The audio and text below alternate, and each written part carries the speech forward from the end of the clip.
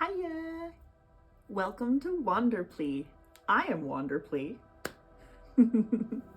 And this is my flip through and review of the Lord of the Rings Tarot Deck and Guide. Written by Casey Gilly and illustrated by Tomas Hijo. Hopefully I said that correctly. Now this deck is the sister deck to the Dark Crystal one, which is so lovely and very fun story. So the Dark Crystal deck was a Christmas gift like 2 years back from my beloved partner. And this deck was a gift from his best friend, who is also a very good friend of mine, very dear, sweet, wonderful person. And he got me this deck, but it was funny because he almost got me this one and then decided to go with the Lord of the Rings. So now I have both of them and it's super amazing. So obviously, Lord of the Rings. Honestly, if someone doesn't love Lord of the Rings, I kind of instantly know that we're just not going to have anything to talk about. It was a struggle when I first met my partner. He didn't know much about it, and he was like 8. He was like only 8 years old when the first movie came out. I'm quite a bit older than him, you know. I married myself a youngin'. I'm 5 years older than him, but he obviously as an 8-year-old was like, what? I was able to convince him over to the side of the Lord of the Rings, and we watched it. It's great. So we'll start first with this beautiful box. Just look at that. I haven't closed it all the way just because this particular one, this isn't a fault of the deck. It was just this particular one. Like when they did this seam here, it didn't go all the way. So therefore when I close it, like it locks into place. Like you can't even say melon and enter. Speak friend and enter. You can't even do that. So I tend to keep it open because it does like get stuck. But you can just see every single angle of this is beautiful. Absolutely beautiful. So with this deck, just as, here, I'm gonna set that there. Just as with the Dark Crystal one, made by the same people, the pip cards or like the minor arcana are just the symbols. So like if it's cups, it's just images of cups, which is perfectly fine. But I figure if I'm showing a deck that it's not very fun to keep seeing like kind of variations on the same image. So I'm just gonna show the major arcana and the court cards primarily when we flip through this. And we'll talk about the guidebook, which is more of a map in a bit here. Set that there. Here, so yeah, these, the pip cards, they are beautiful. They're very lovely, but you know, they're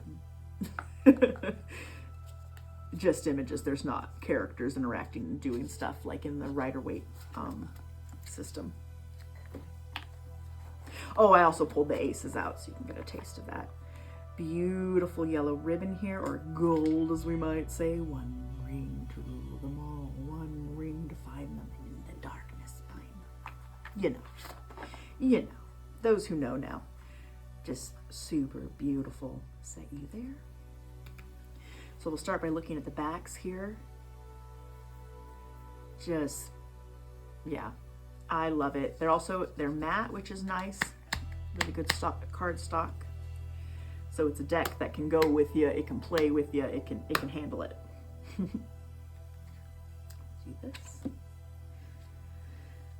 So here we have the Fool, and I'm thinking that it is either Bilbo or Frodo. No. Fool. Of course the Magician is Gandalf. It's gonna be Gandalf, obviously. It's gonna be Gandalf.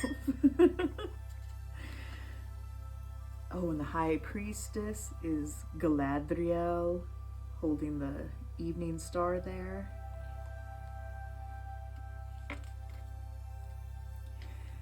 The Empress, I believe that's Arwen.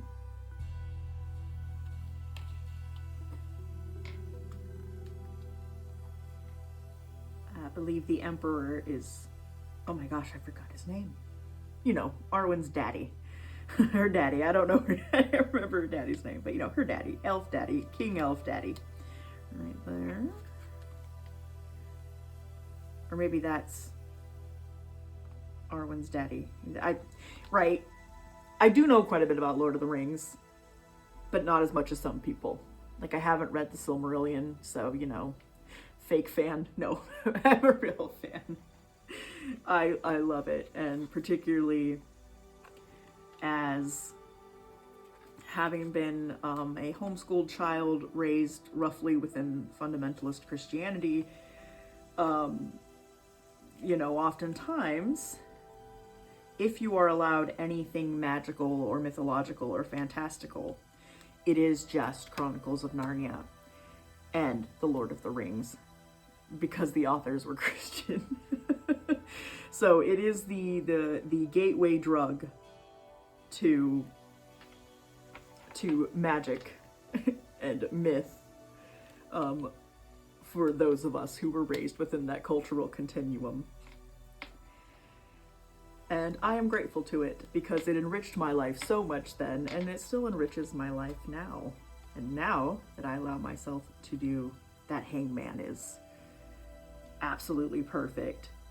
It's the reflection of, or Gollum's reflection of Smeagol, and back and forth, that, ooh, that's a lot of fun symbolism there. Death.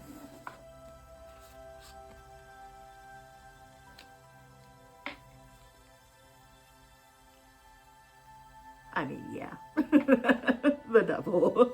Honestly, I think this devil is way more menacing than most devils, because most devils are just talking, like, devil cards are talking about being, like, trapped within your own vices, but this is very much like, no, Dark Lord wants to do a genocide. I mean, you know, currently right now that's in, well, yeah, that's what I'm gonna say. I'm gonna say that the story of the Lord of the Rings, you know, written in part as a reflection on World War I. It is just, and during the time of World War II, it is just as relevant now as it was then. It's a very important story.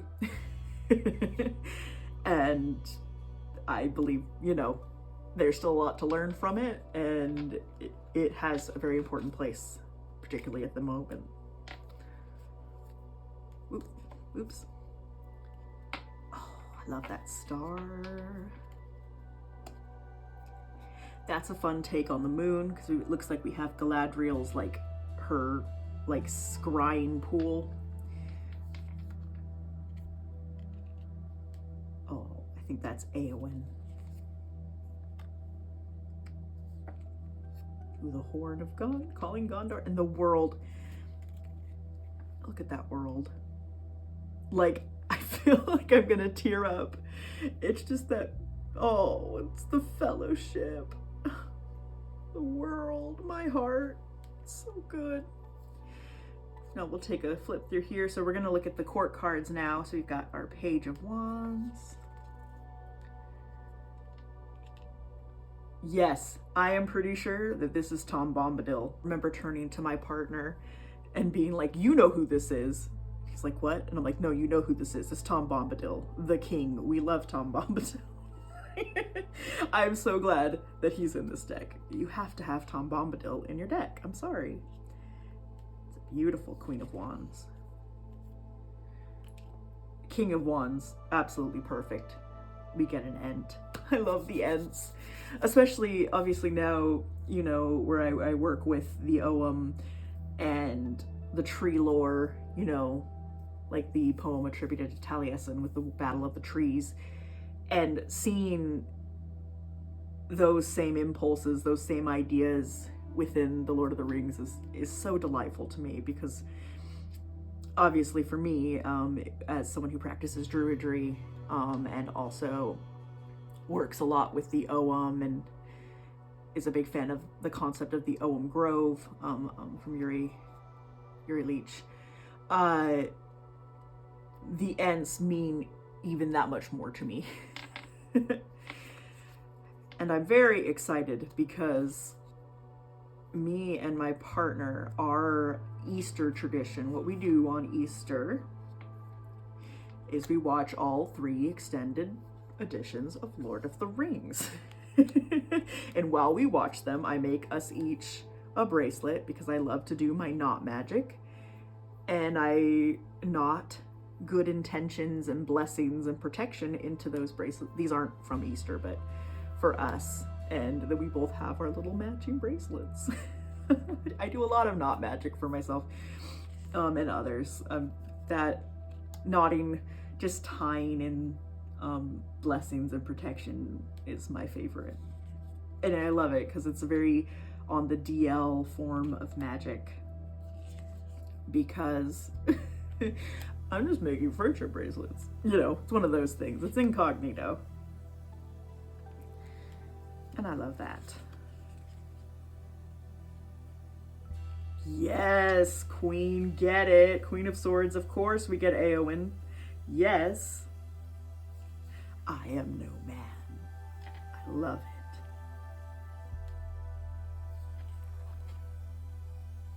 There's our Ace of Swords. Ooh, I like that. Oh, right, so pentacles or coins in this deck is rings, which gives an entirely other, it gives a different flavor to this suit, to the Earth suit, because it definitely, obviously with the titular, oh, sorry, I watch a lot of Athena P on YouTube, so the titular bitular ring, one ring, that really colors and flavors. I think that brings that, for in this deck, like greed and avarice is played into a bit more in the Pentacle suit than might always be played into. I like that. But Queen of Rings, yes, I can't remember her name, but Sam's wife.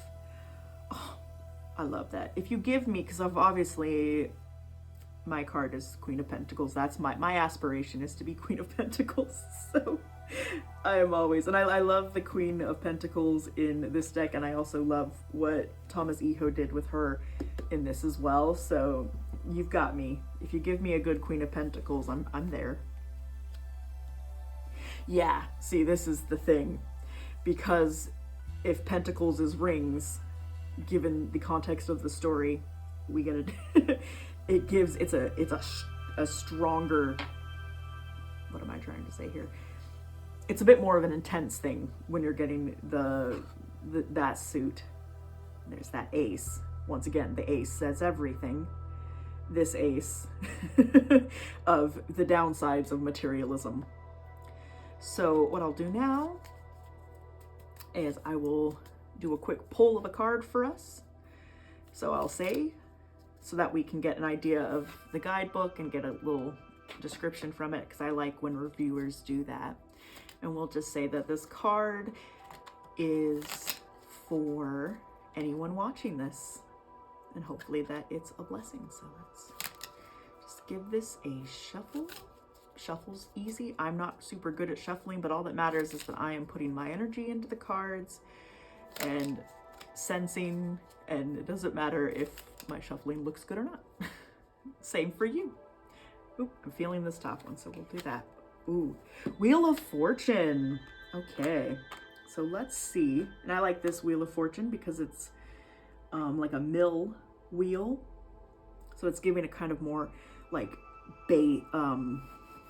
earth-based feeling for that. So I'll show you this guidebook. I'm going to show it to you very carefully because I don't want it to catch on fire. Maybe I shouldn't have had a candle for this one. But it is like a map. So like a map for a journey. which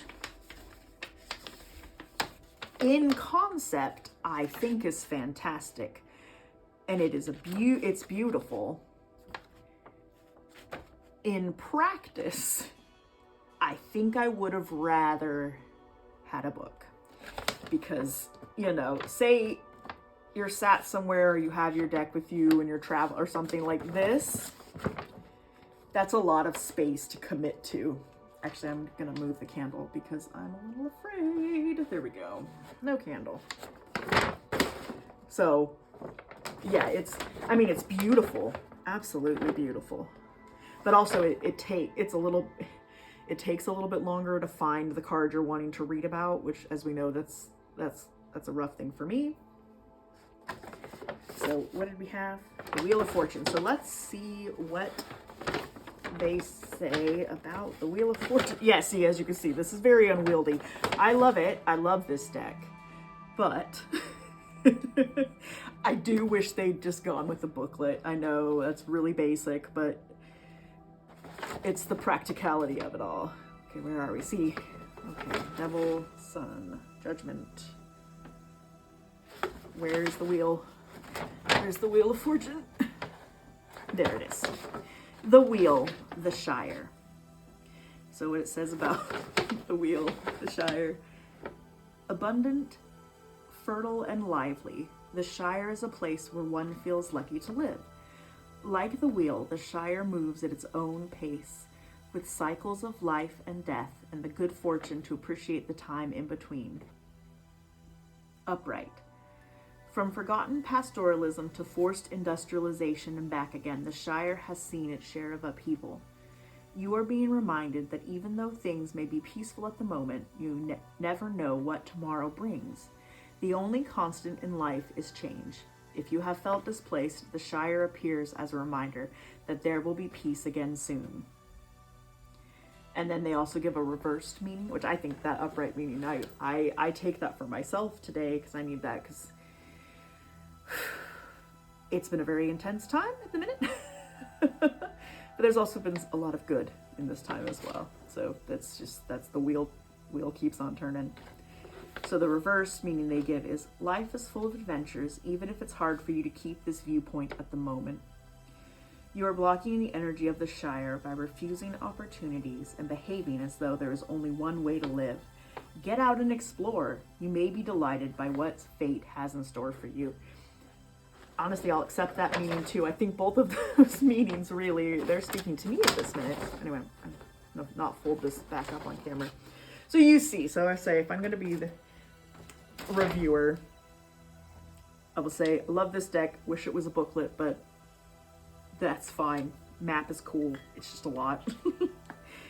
But it's lovely to use the symbolism from Tolkien's world to better understand our own. Thank you so much for sharing this time with me and having a look-see at this deck with me. And I will talk to you later. Bye.